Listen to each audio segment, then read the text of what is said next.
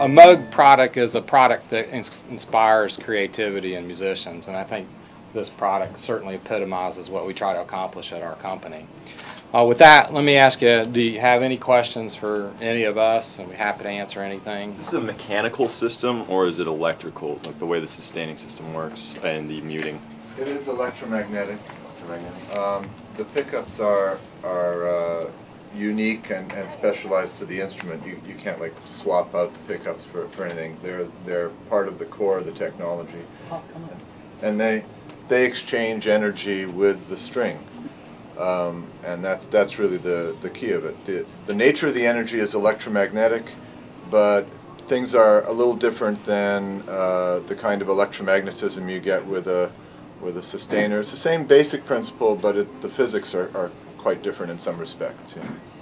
It's a 100% analog system, but yes, as Paul likes no to say, DSP it's cutting edge of analog. Yeah, but I do know that like sustaining systems are kind of like, it's like electromagnetic with like some sort of basic motor system that drives the... Well, it's not a motor. I mean, a regular sustainer listens to the string on one pickup, amplifies it, and turns the pickup around and sends energy back out the other pickup.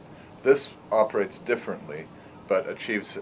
That's one of the results this achieves. This also achieves other results that you can't achieve with a sustainer. Anybody else? How specific can you get with the frequencies you boost or cut? And do you foresee any MIDI applications with software for envelope shaping or stuff like that down the road? Specific with the frequencies? Well, you mentioned that, you know, within the two pickups, there's, you know, you can get... The harmonic blending. Yeah, exactly. Right. How specific can you get? You know, I mean, I experimented with sort of, you know, dialing in individual frequencies and things like that, but, you know, you have to sort of keep in mind, I think, or I had to keep in mind, who's playing the instrument and what their reality is as they're playing. And so right now what we have is we have the ability to, you know, essentially emphasize low frequencies and de-emphasize high frequencies, and emphasize high frequencies and de-emphasize low frequencies. That is built into the instrument. Now, you can do a lot of selection of harmonics by guitar playing technique, because you're a guitar player. You don't want to replace or invade the sphere of a guitarist's technique with a technology solution for something the guitarist can do naturally when they play. And I, you know, that's... As far as MIDI is concerned, that's not something we're considering at this point. Stick an acoustic. Right, exactly. Yeah, this is really the other way from MIDI. This is back to the string. I would like just to emphasize one point about what you said about selecting harmonics. And one thing to understand is everything you guys heard today was happening actually on the string. And when you're changing what we're calling the harmonic blend, what it's doing is it's changing different ways the strings are naturally.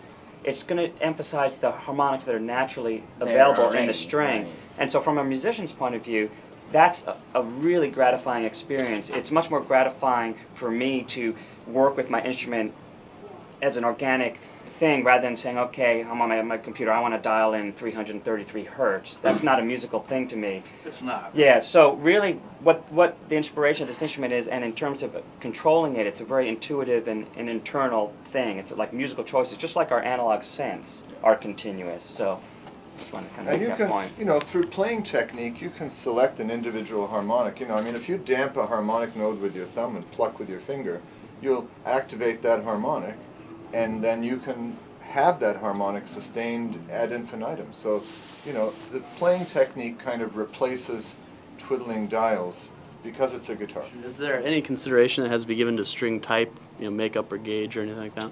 We're recommended that people use our strings. They have a special metallurgy, makes them more sensitive to the electromagnetic field. Other strings would work, but they may not get the same kind of responsiveness.